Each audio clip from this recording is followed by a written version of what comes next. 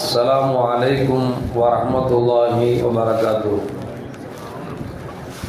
الحمد لله رب العالمين والصلاة والسلام على أشرف المرسلين وعلى آله وأصحابه وأزواجه وذرياته وأهل بيته أجمعين. சங்கைக்கும் மென்மைக்கும் உரிய பெரியோர்களே, சகோதரர்களே, எல்லாம் வல்ல அல்லாஹு ஜல்ல ஜலாலுஹு நாம் செய்யக்கூடிய எல்லா நற்காரியங்களையும் முகஸ்துதி இன்றி இஹ்லாஸான முறையில் இறைவனுக்காக மட்டுமே செய்யப்பட்ட நல்வணக்கங்களில் நம் வணக்கங்களை அல்லாஹ் அங்கீகரித்துக் கொள்வானாக. நாம் செய்யக்கூடிய வியாபாரங்களிலும் தொழில்துறைகளிலும் நஷ்டமில்லாத ஹலாலான முறையில் நிரம்ப லாபத்தை பெற்று அந்த லாபகரமான வாழ்க்கை கொண்டு தம் தேவைகளையும் தேவை உடையவர்கள் தேவைகளையும் நிறைவேற்றக்கூடிய நல்ல பொருளாதாரத்தையும் உள்ள விசாலத்தையும் அல்லாஹ் நம் அனைவர்களுக்கும் வழங்கி அல்வானாக.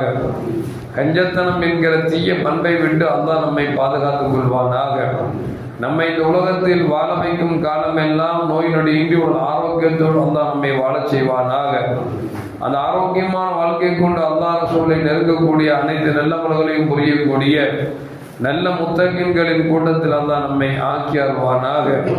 திடீர் மரணங்களை விட்டும் தீய மரணங்களை விட்டும் அல்லாஹ் நம்மையும் நம் குடும்பத்தையும் நம் சமூகத்தையும் பாதுகாத்துக் கொள்வானாக.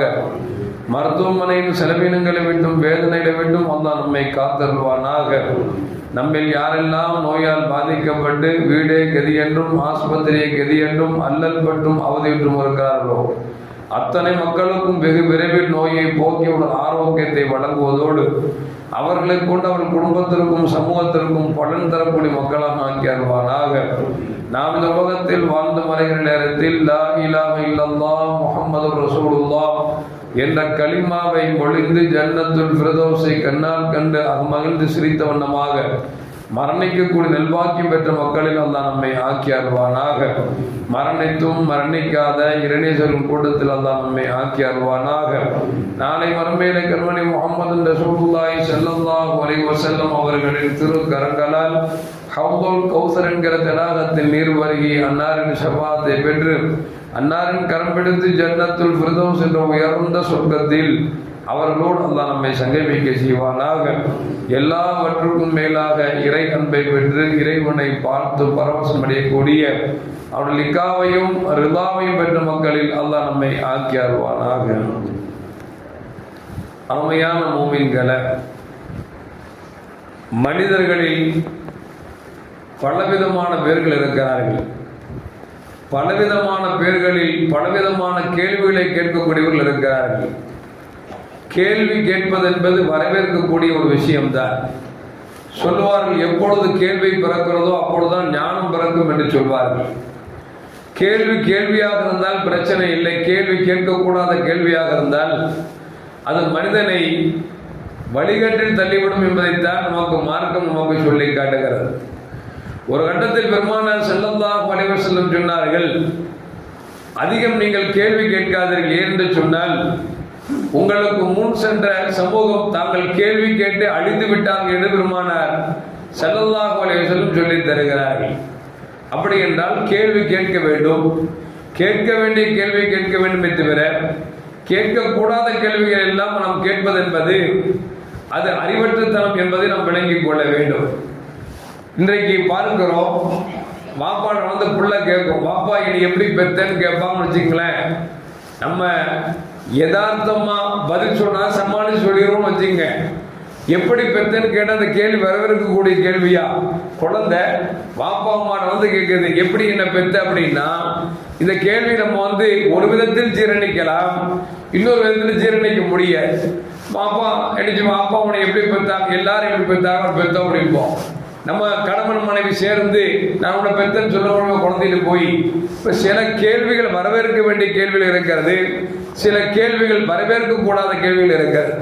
அதில் கேள்விகளில் ஆக மோசமான கேள்வி என்னோட சொன்னால் நபிகள் நாயகம் ஸல்லல்லாஹு அலைஹி சொல்லி தராங்க. சைத்தான் இருக்கிறானே, உங்கள்கிட்ட வந்து கேட்பான் மனசுக்குள்ள, வானத்தை யாரை படைச்சது? அல்லாஹ் படைச்சான். பூமி யார் படைச்சா? அல்லாஹ் படைச்சான். மலைகளை யாரை படைத்தான்? அல்லாஹ் படைத்தான்.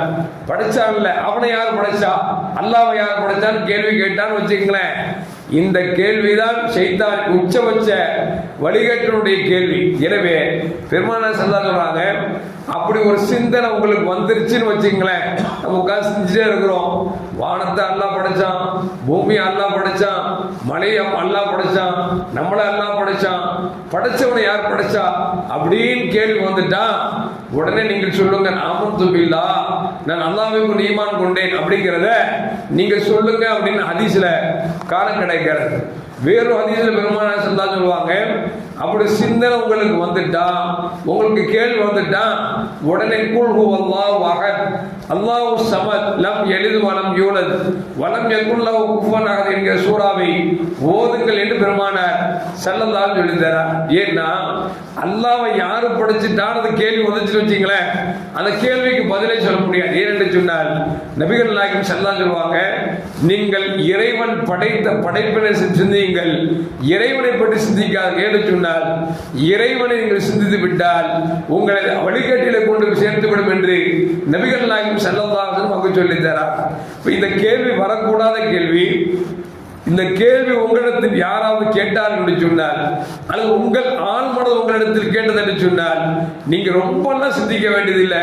அல்லாஹ்வை யார் படைச்சா அப்படிங்க கேள்வி வந்துட்டா, யாராவது கேட்டுட்டா உடனே குல் ஹுவல்லாஹு அஹத் அல்லாஹ் ஒருத்தன் தான், அல்லாஹு ஸமத் அவன் தேவையற்றவன், அவன் யாரால் பெறப்படவும் இல்லை, அவன் யாரையும் பெற்றெடுக்கவும் இல்லை, அவனுக்கு நிகர் அவனை தவிர யாரும் இல்லை என்கிற பொருளை கொண்டிருக்கக்கூடிய இந்த குல் ஹுவல்லாஹ் சூராவை ஓதிவிட்டால் ஷைத்தான் அந்த இடத்தை விட்டு காலியாகி நமக்கு ஈமான நிரப்பமாக்கி தந்துருவாங்க. இல்லை அப்படின்னா நம்மளை வழிகேட்டில் கொண்டு விடுவான் என்பதைத்தான் நபிகள் நாயகம் ஸல்லல்லாஹு அலைஹி சொல்லித் தராங்க. சையதுனா அபூ ஹுரைரா ரலியல்லாஹு அன்ஹு அறிவிக்கிறார்கள், ஈராக்ல இருந்து ஒரு மனுஷன் வந்தாரு. வந்தவன் அவர் என்ன கேட்டாரு, அல்லாஹ் யார் படைச்சா அப்படின்னு கேட்டார். இந்த கேள்வி கேட்ட உடனே அபூ ஹுரைரா ரலியல்லாஹு அன்ஹு அவர்கள் தங்கள் விரல்களை கொண்டு காதில் அணைத்து கொண்டு அவன் கேட்டு முடிகிற வரைக்கும் அப்படியே வச்சுக்கிட்டு சொன்னாங்க, குல் ஹுவல்லாஹு அஹத் அல்லாஹு ஸமத் லம் யலித் வலம் யூலத் வலம் யகுல் லஹு குஃபுவன் அஹத் என்கிற சூராவை ஓதினேன் என்று சொல்லி அபூ ஹுரைரா ரலியல்லாஹு தஆலா சொல்றார். இந்த மாதிரி கேள்வி கேட்கிறவங்களுக்கு நாம பதில் சொல்ல வேண்டிய அவசியமே இல்லை. நாம் என்ன செய்யணும்னா இந்த மாதிரி கேள்வி கேட்பதை விட்டு நாம் அல்லாஹ்விடத்தில் பாதுகாப்பு தேட வேண்டுமே தவிர இவன் கேட்கறது கேட்கட்டும் நம்ம பதில் சொல்லலாம் அப்படின்னு நினைக்கவே கூடாது. ஏன்னா இந்த கேள்வி என்பது மனிதனுக்கு வரக்கூடாத கேள்வி. கண்மணி நாயகம் ஸல்லல்லாஹு அலைஹி சொல்லுவாங்க, யார் அல்லாஹ்வையும் ரசூலையும் கொண்டு ஈமான் கொண்டிருக்கிறார்களோ அவர்களுக்கு பெரும்பாலும் இந்த கேள்வி வராத அளவிற்கு அல்லாஹ் பாதுகாத்து விட்டார். ஒருவேளை வந்தால் ஆமன்து பில்லாஹ் மசால் சொல்லி கொடுத்திருப்பான், ஆமன்து பில்லாஹி வ மலாயிகத்திஹி வ குதுபிஹி வ ருசுலிஹி வல் யௌமில் ஆகிரி வல் கத்ரி கைரிஹி வ ஷர்ரிஹி மினல்லாஹி தஆலா வல் பாஸி பாதல் மௌத் என்கிற அந்த ஆமன்து பில்லாஹ்வை ஓதிட்டோம் அப்படின்னா ஷைத்தான் செய்ய மாட்டான், நம்மகிட்ட வர மாட்டான். இன்னும் சொல்ல போனா ஒரு மனிதனின் முடிவு இறுதியை கொண்டுதான் முடிவு செய்யப்படும். அப்படி சக்கராத் ஹால் நம்ம இருக்கும் பொழுது ஷைத்தான் வந்து கேட்பான், உலகத்துல உனக்கு என்னெல்லாம் உனக்கு உன்னுடைய இறைவன் கொடுத்தான், அவன் அதை படைச்சவன் அவன் தான், இதை படைச்சவன் அல்லாஹ் தான், எல்லாம் கேட்டுட்டு கடைசியில் ஒரு செக் வைப்பான் பாருங்க, ரப்ப படைச்சது யாரு அப்படின்னு கேட்கும் பொழுது மனிதன் திணறிடுவோம். அந்த நேரத்தில் நம்ம திணறாம இருக்கணும்னா நம் உலகத்தில் வாழுகிற பொழுது பரிபூர்ணமான ஈமானோடு பெருமானார் ஸல்லல்லாஹு அலைஹி வஸல்லம் கொண்ட போடும் பாசத்தோடு இருந்தோமே அதை கொண்டும் நல்லவர்களுடைய சகவாசத்தை கொண்டு தான் அந்த சக்கராத்துல் ஹால் நம்ம தப்பிக்க முடியுமே தவிர இல்லை என்று சொன்னால் அந்த நேரத்தில் கேள்வியை கேட்டு நம்ம சிக்க வைத்து நம்மை காஃபிராக்குவதற்கு அவன் முயற்சிப்பான் என்பதை நமக்கு மேன்மக்கள் நமக்கு சொல்லி காட்டுகிறார்கள். எனவே நம்முடைய பிள்ளைகள் இந்த மாதிரி கேள்வி கேட்டாலும் இந்த மாதிரி கேள்வி வரவிருக்க கூடாது, இதை கேட்கக்கூடாது என்று சொல்லிக் கொடுக்க வேண்டுமே தவிர நமக்கு உள்ளத்தில் ஒருவேளை இந்த கேள்வி தோன்றினாலும் அவுது பில்லாஹி மினஷ் ஷைத்தானிர் ரஜீம் என்கிற கலிமாவோடு குல் ஹுவல்லாஹ் சூராவையோ ஆமன்து பில்லாஹி என்கிற கலிமாவையோ நாம் சொன்னோம் என்று சொன்னால் தப்பித்துக் கொள்ளலாம் என்பதை கண்மணி முஹம்மது ரசூலுல்லாஹி ஸல்லல்லாஹு அலைஹி சொல்லித் தருகிறார்கள். எல்லாம் வல்ல அல்லாஹ் ஜல்ல ஜலாலுஹு ஆக்கமுள்ள கேள்விகளை அல்லாஹ் இடத்திலிருந்து வெளிப்படுத்த வேண்டும் தவிர நம்மை அழிவுக்குள்ளாக்கக்கூடிய கேள்விகளை வெளிப்படுத்தாமல் அல்லாஹ் நம்மை பாதுகாத்துக் கொள்வானாக. அஸ்ஸலாமு அலைக்கும் வரஹ்மத்துல்லாஹி வபரகாத்துஹு. ஸல்லல்லாஹு அலா முஹம்மத் வ அலைஹி வஸல்லம். ஸல்லல்லாஹு ஸல்லல்லாஹு அலைஹி வஸல்லம். ஸல்லல்லாஹு அலா முஹம்மத். யா ரப்பி ஸல்லி அலைஹி வஸல்லிம்.